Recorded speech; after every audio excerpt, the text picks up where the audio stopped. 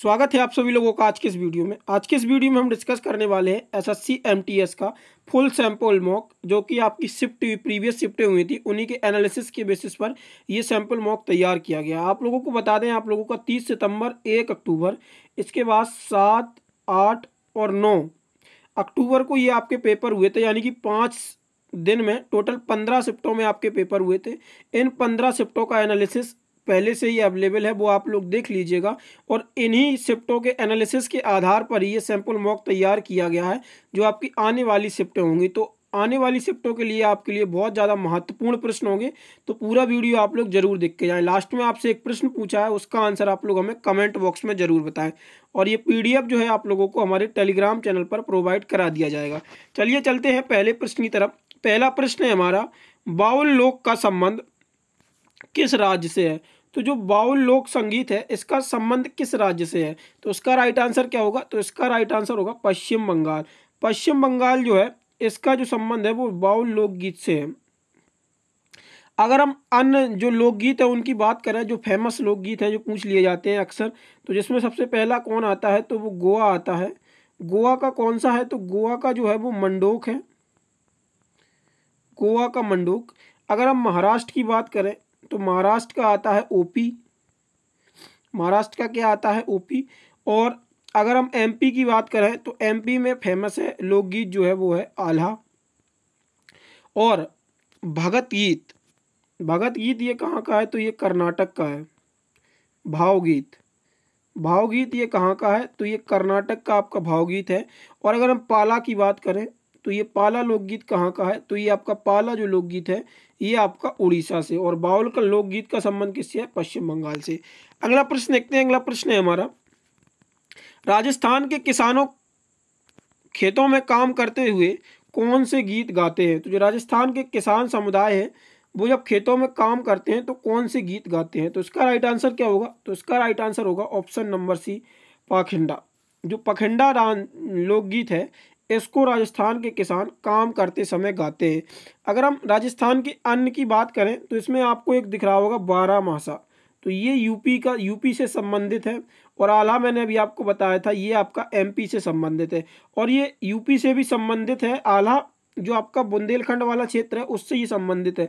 लेकिन आप लोगों को ये ऑप्शंस में कभी क्लैश नहीं मिलेगा, यहाँ पे आपको देखने को मिल रहे हैं। लेकिन बाकी जब SSC एग्जाम लेता है तो ये 2 ऑप्शन कभी भी नहीं देता है। ये बारहमासा यूपी से संबंधित है, आल्हा MP और यूपी दोनों से संबंधित है। अगर हम अन्य राजस्थान की बात करें, अन्य जो राजस्थान के लोकगीत हैं उसमें कौन सा आता है? तो उसमें आता है लोटिया, लोटिया आता है। दूसरा आता है आपका मंजीरा, और तीसरा आता है मांड। चौथा जो होता है वो होता है अलगोजा। चौथा कौन सा है? तो चौथा जो आपका है वो है अलगोजा। तो ये आपके सारे के सारे राजस्थान के लोकगीत है। अगला प्रश्न देखते हैं। अगला प्रश्न है हमारा, झारखंड में मवेशियों के सम्मान में किया जाने वाला कौन सा नृत्य है? तो झारखंड में जो ये नृत्य है ये मवेशियों के सम्मान में किया जाता है। तो इसका राइट आंसर क्या होगा? तो इसका राइट आंसर होगा सोहराय। सोहराय जो है वो झारखंड का ये नृत्य है और ये मवेशियों के सम्मान में किया जाता है। अगर हम ये अन्य की बात करें, भक्ता पर्व और सहुर, इनका भी संबंध जो है वो झारखंड से है। और अगर हम 13 ताली की बात करें तो 13 ताली जो है ये हमारा राजस्थान से संबंधित है। अगला प्रश्न देखते हैं। अगला प्रश्न है हमारा, मैंडोलिन वाद्य यंत्र का संबंध कौन है? मतलब जो मैंडोलिन वाद्य यंत्र है उससे कौन संबंधित है? तो इसका राइट आंसर क्या होगा? तो इसका राइट आंसर होगा B श्रीनिवासन।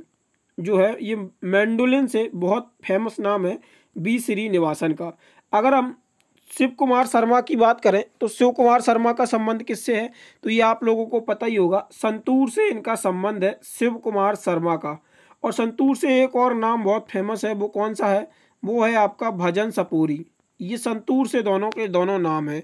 और हरिप्रसाद चौरसिया ये बांसुरी के लिए फेमस है। और बांसुरी से जो अन्य नाम आते हैं वो कौन से हैं? तो एक आता है हरिप्रसाद चौरसिया, आपका हो गया, आपका आता है पन्नालाल घोष का। किसका? पन्नालाल घोष। B कुंजमणि, किसका? B कुंजमणि। और राजेंद्र प्रसन्ना, ये आप लोग याद रखना।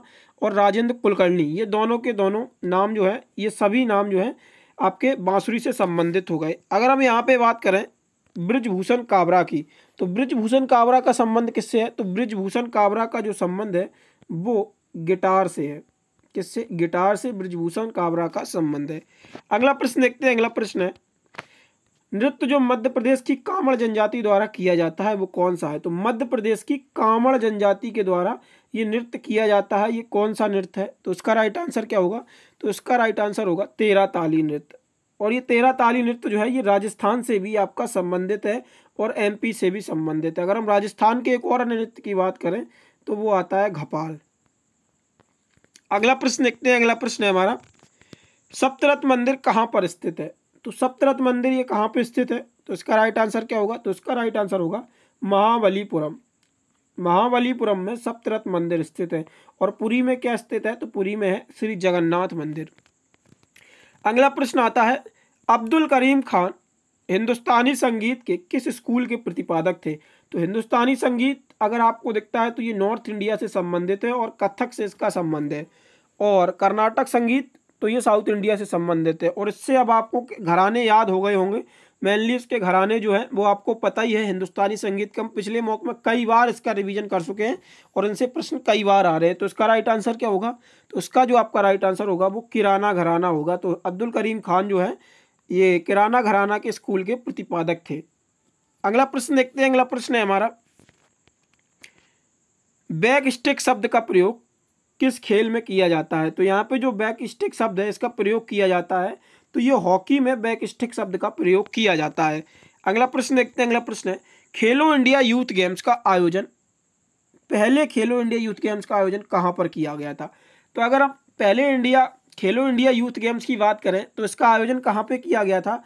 तो इसका जो आयोजन था वो दिल्ली में इसका आयोजन किया गया था। और कब किया गया था?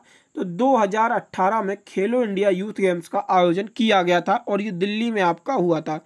अगर हम दूसरे खेलो इंडिया गेम्स की बात करें तो ये आपका कहाँ पे हुआ था? तो दूसरे खेलो इंडिया गेम्स ये आपके महाराष्ट्र में हुए थे। और तीसरे जो खेलो इंडिया गेम्स थे वो कहाँ पे हुए थे? तो ये आपके असम में हुए थे। और अगर चौथे की बात करें तो चौथे ये आपके हरियाणा में हुए थे और पाँचवें मध्य प्रदेश में हुए थे।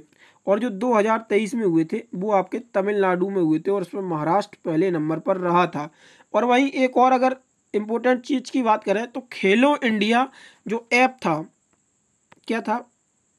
खेलो इंडिया ऐप, इसका लॉन्च कब किया गया था? तो 2019 में खेलो इंडिया ऐप का लॉन्च किया गया था। अगला प्रश्न देखते हैं। अगला प्रश्न है, बिरसा मुंडा हॉकी स्टेडियम कहाँ पर स्थित है?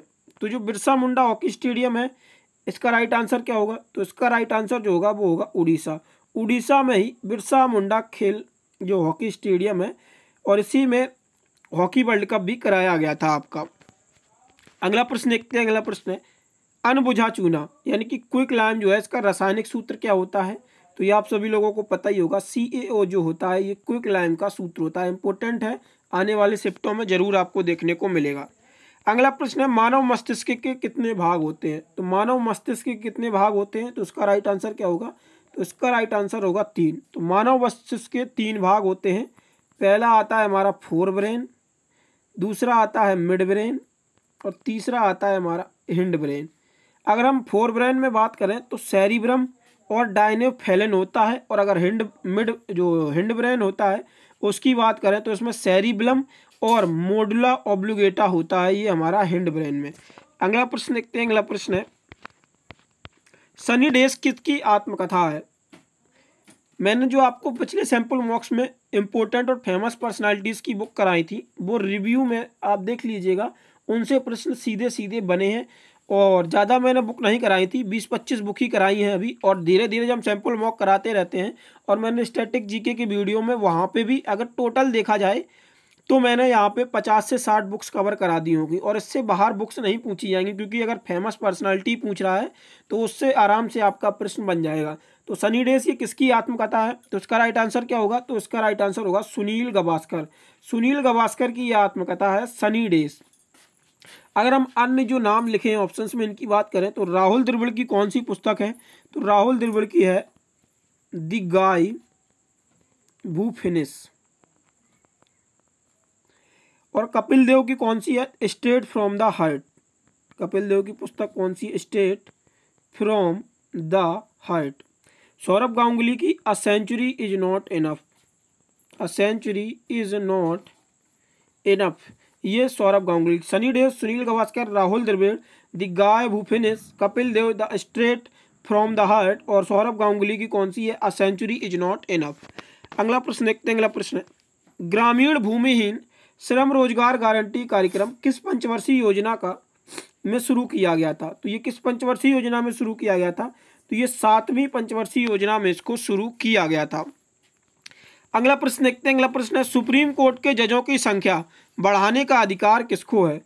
तो अगर सुप्रीम कोर्ट में जजों की संख्या बढ़ानी है तो ये अधिकार हमें किसके द्वारा मिलता है? तो ये संसद जो है, ये संसद को अधिकार प्राप्त है कि सुप्रीम कोर्ट की जजों की संख्या बढ़ानी या घटानी है। अगर हम सुप्रीम कोर्ट की बात करें तो सुप्रीम कोर्ट की जो है ये आर्टिकल 124 में इसका वर्णन है, और इसकी स्थापना कब हुई थी? तो 26 जनवरी 1950 को इसकी स्थापना की गई थी न्यू दिल्ली में। तो ये आपका सुप्रीम कोर्ट से संबंधित हो गया। वहीं अगर हम इम्पोर्टेंट आर्टिकल एक और देख लें तो उसमें आ जाता है हमारा एड हॉक जज। तो एड हॉक जज का वर्णन किस आर्टिकल में है? तो आर्टिकल 127 में एड हॉक जज दिया गया है, और इसकी जो अपॉइंटमेंट है एड हॉक की वो सीजीआई द्वारा की जाती है, लेकिन किसके परामर्श पे? तो जो प्रेसिडेंट होता है उसके परामर्श पे सीजीआई एड हॉक जज को अपॉइंट करता है। और एड हॉक जज का ये हमने लिया कहाँ से है? तो ये हमने फ्रांस से लिया है एड हॉक जज। अगर हम भारत में न्यायपालिका की भी बात करें तो भारत में जो न्यायपालिका है वो हमारी त्रिस्तरीय न्यायपालिका है। कितनी? 3 टायर न्यायपालिका है, जिसमें हमारे 3 है। यहाँ पे डिस्ट्रिक्ट कोर्ट आता है, हाई कोर्ट आता है और सुप्रीम कोर्ट आता है। ठीक है, तो ये हमारी 3 लेयर की जो है वो न्यायपालिका है। सुप्रीम, यहाँ पे सबसे नीचे डिस्ट्रिक्ट कोर्ट, फिर हाई कोर्ट और सुप्रीम कोर्ट। अगला प्रश्न देखते हैं। अगला प्रश्न है, दिल्ली सल्तनत की दरबारी भाषा कौन सी है? तो दिल्ली सल्तनत की जो दरबारी भाषा है वो कौन सी थी? तो इसका राइट आंसर क्या होगा? तो इसका राइट आंसर होगा फारसी। फारसी जो है वो दिल्ली सल्तनत की दरबारी भाषा थी। अगर हम दिल्ली सल्तनत की धार्मिक भाषा की बात करें तो वो कौन सी है? तो अरबी जो थी वो दिल्ली सल्तनत की धार्मिक भाषा थी। और दिल्ली सल्तनत के बारे में देखते हैं तो दिल्ली सल्तनत में मेनली 5 वंश आए। कौन कौन से थे? तो जिसमें आता है गुलाम की बात करें, गुलाम वंश की, तो जिसका फाउंडर था वो था ऐबक, 1206 से 1290 तक ये हमारा ऐबक रहा। अगर हम वही खिलजी की बात करें तो जलालुद्दीन खिलजी इसका फाउंडर था, और 1290 से लेकर 1320 तक इसने शासन किया। इसके बाद आता है तुगलक वंश, और अगर हम तुगलक वंश की बात करें तो गयासुद्दीन तुगलक इसका संस्थापक था, और 1320 से 1414 तक इसका शासन चला तुगलक वंश का। अगर हम आगे देखें इसी में तो आता है सैयद वंश। क्या आता है? सैयद वंश। तो इसकी स्थापना किसने की थी? तो खिज्र खान ने सैयद वंश की स्थापना की थी 1414 से लेकर 1451 तक। ये खिज्र खां का जो सैयद वंश था इसका शासनकाल था। अगर हम वहीं देखें लास्ट वंश तो जो आता है वो हमारा लोधी वंश आता है, और इसका संस्थापक कौन था? तो वो बहलोल लोधी था, 1451 से लेके 1526 तक। और लोधी वंश का सबसे कम समय का शासनकाल था। अगला प्रश्न देखते हैं। अगला प्रश्न है, नालंदा विश्वविद्यालय किसके द्वारा बनवाया गया था? तो इसका राइट आंसर क्या होगा? तो इसका राइट आंसर होगा गोपाल के द्वारा जो है वो नालंदा विश्वविद्यालय को, सॉरी यहाँ पे ये नहीं होगा, जो नालंदा विश्वविद्यालय पूछा गया है तो नालंदा विश्वविद्यालय वो है जो कुमारगुप्त के द्वारा बनवाया गया था। ये आपका अगला प्रश्न देखते हैं। अगला प्रश्न है, बाणभट्ट किसके दरबारी थे? तो बाणभट्ट जो थे वो हर्षवर्धन के दरबारी थे, और बाणभट्ट एक आपका बांसुरी वादक था। जो हर्षवर्धन था वो आपका बांसुरी वादक था। लेकिन अगर हम बाणभट्ट की बात करें तो बाणभट्ट की कुछ इंपोर्टेंट पुस्तक हैं जो आपकी पूछ ली जाती हैं, जिसमें आता है हर्षचरित्र और कादम्बरी। हर्षचरित्र और कादम्बरी ये हमारी बाणभट्ट की पुस्तकें हैं। अगला प्रश्न देखते हैं। अगला प्रश्न है, चमेरा बांध किस नदी पर स्थित है? तो चमेरा बांध जो है ये किस राज्य में स्थित है? तो जो चमेरा बांध है ये हमारा हिमाचल प्रदेश में स्थित है। अगला प्रश्न देखते हैं, शिपकिला दर्रा किस राज्य में स्थित है? शिपकिला दर्रा, ये भी हमारा हिमाचल प्रदेश में स्थित है शिपकिला दर्रा। अगर हम दर्रों की बात करें तो सबसे पहले आता है जोजिला पास। क्या आता है? जोजिला पास, और ये हमारा लद्दाख में स्थित है। अगर हम नाथुला और जेलिपिला की बात करें तो ये सिक्किम में पड़ता है। इसके बाद अगर लिपू लेक, माना और नीति की बात करें तो ये हमारे उत्तराखंड में स्थित है, लिपू लेक, माना और नीति। और जम्मू कश्मीर में कौन सा स्थित है? तो जम्मू कश्मीर में है बनिहाल दर्रा।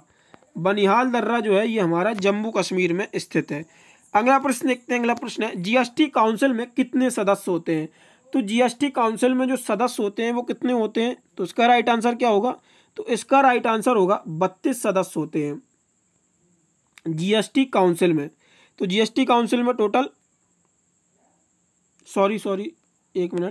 जीएसटी काउंसिल में सदस्य पूछे गए हैं तो ये आपके 33 सदस्य होंगे। 32 + 1 होता है, तो ये जीएसटी काउंसिल में सदस्य होते हैं। अगर हम जीएसटी की बात करें तो जीएसटी ये किस आर्टिकल में दिया गया है? तो आर्टिकल 279A में ये हमारा जीएसटी दिया गया है।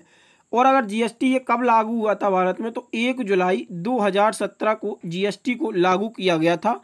और पहली बार ये कहाँ पर लागू हुआ था? तो 1954 में ये फ्रांस में लागू किया गया था। ये जीएसटी आपको यहाँ से बाहर नहीं पूछा जाएगा इसमें। और इंडिया कौन सा कंट्री बना था जीएसटी लागू करने वाला? तो 161वां कंट्री बना इंडिया। और इंडिया का जो जीएसटी मॉडल है वो कनाडा बेस्ड मॉडल है।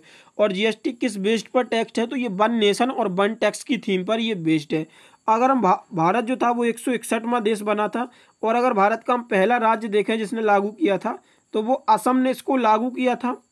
और सबसे आखिरी ने किसको किया? तो वो जम्मू कश्मीर ने इसको लागू किया था। अगर हम जीएसटी की बात करें तो जीएसटी का जो नंबर होता है वो 15 डिजिट का नंबर होता है। और जो जीएसटी बिल था वो आपका 122वां बिल था, लेकिन ये अमेंडमेंट कौन सा था? तो 101वां ये आपका जीएसटी अमेंडमेंट था। अगला प्रश्न देखते हैं। अगला प्रश्न है हमारा यूपीआई का पूर्ण रूप क्या होता है?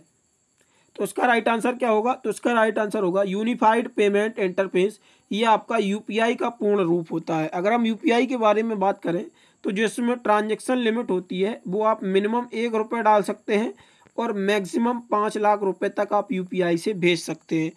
कुछ हम अन्य ट्रांजैक्शन से संबंधित वर्ड देख लेते हैं। तो जैसे आपका आता है नेफ्ट। नेफ्ट का फुल फॉर्म क्या होता है? National electronic fund transfer. ये आपका नेफ्ट का फुल फॉर्म होता है। और इसी में एक आता है आपका आरटीजीएस। आरटीजीएस आता है रियल टाइम ग्रॉस सेटलमेंट। ये आपका आरटीजीएस होता है। इसमें जो मैक्सिमम लिमिट होती है वो आपकी, इसमें कोई लिमिट नहीं होती है। और मिनिमम जो होता है वो 2 लाख रुपए इसमें मिनिमम आप भेज सकते हैं और मैक्सिमम कितने भी आप रुपए भेज सकते हैं। तो ये आपका आरटीजीएस हो गया। अगर अगला प्रश्न देखें हम तो अगले प्रश्न है हमारा सर्व शिक्षा अभियान किस वर्ष में शुरू किया गया था? तो सर्व शिक्षा अभियान जो है ये आपका कब शुरू किया गया था? तो इसका राइट आंसर होगा 2002 में सर्व शिक्षा अभियान को लागू किया गया था। अगला प्रश्न देखते हैं। अगला प्रश्न है पहले मेजर ध्यानचंद खेल रत्न पुरस्कार किसे मिला? तो पहला मेजर ध्यानचंद खेल रत्न पुरस्कार, इसका राइट आंसर क्या होगा? तो विश्वनाथ आनंद को ये दिया गया था। अगला प्रश्न देखते हैं। अगला प्रश्न है खिलजी वंश के ठीक बाद किस वंश ने दिल्ली पर शासन किया था? तो इसका राइट आंसर क्या होगा? तुगलक वंश।